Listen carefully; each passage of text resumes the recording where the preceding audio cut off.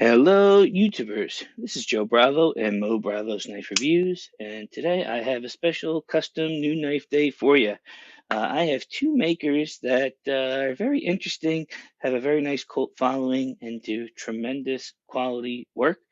You might not know them, you might know them, I'm not sure. This is a Richard Rogers Q, and this is a Maverick Concept Heian, Heina. You have a front flipper frame lock made out of dark Damascus and Damasteel. So the lock side of this is Damasteel. The clip is dark Damascus, but the actual locking mechanism of this knife has been finished as a Damasteel. It matches the Damasteel on the blade. And Nick did a tremendous job putting it all together. It is Rose Damasteel. I'm just sitting over here reading about it. And Rose Damasteel is the blade steel. Rose Damasteel is the lock side. And then Rosebud Black Damascus is the show side. And for those that don't know, there's Maverick Concepts. And he's actually done some cool stuff recently as well. He is doing a laser etched cord. This is for the Asuka that I have. And really cool stuff, really nice touch. I am going to have this again on the channel once I have my Shamwari coming in. I have a 3.5 inch, should be here on Monday, and I'm very excited to see how these two compare. Right now, my only other front flippers are the Peñamula and the Asuka, which is also by Maverick Concepts that I had on the channel here. And I think Nick does a really quality job of making the detent on his front flippers really, really nice to manipulate.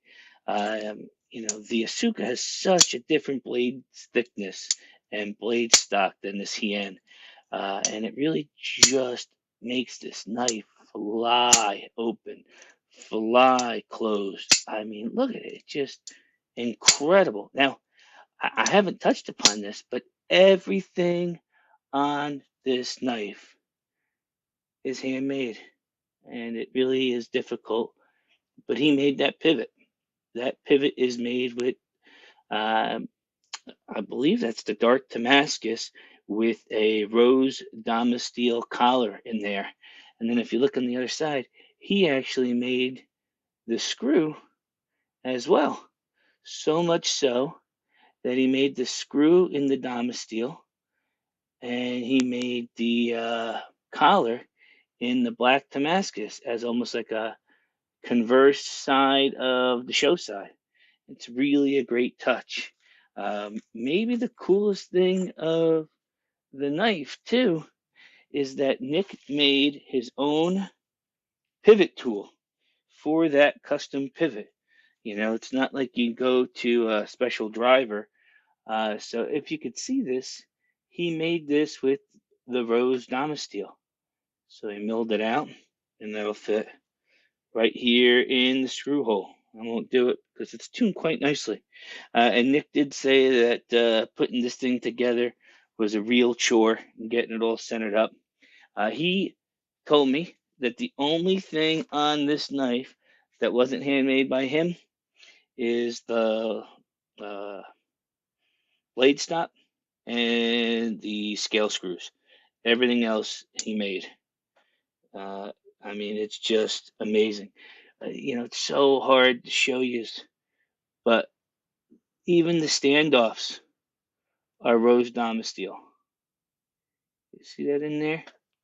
I mean, just incredible. Flies open. Just flies open. You could do the Zippo, which is probably my preferred member. You could do the thumb pad. I can, and I'm going to move the Rogers, do the panty flick. So you could panty drop it, and just a terrific, terrific knife. When I get the Shamori, I'll really dive into how I feel the Heian compares to the South African style front flippers, and it's going to be really exciting to see that.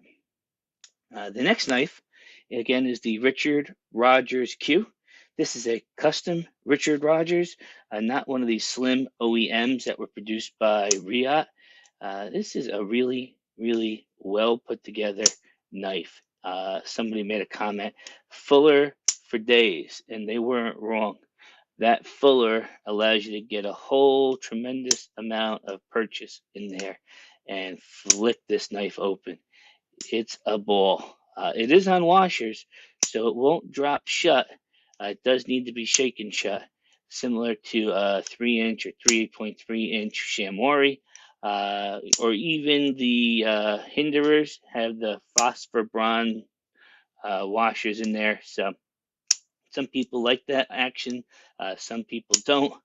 This knife was recently waffled or lottoed on Reddit for $3,250. No, I did not win the lotto. I do wish that I did, but I did pick it off the guy that did, and I'm probably going to be moving this guy. So if you do have any interest in the Richard Rogers Q that I have, please do let me know. Reach out to me on Instagram, Watson and the Shark.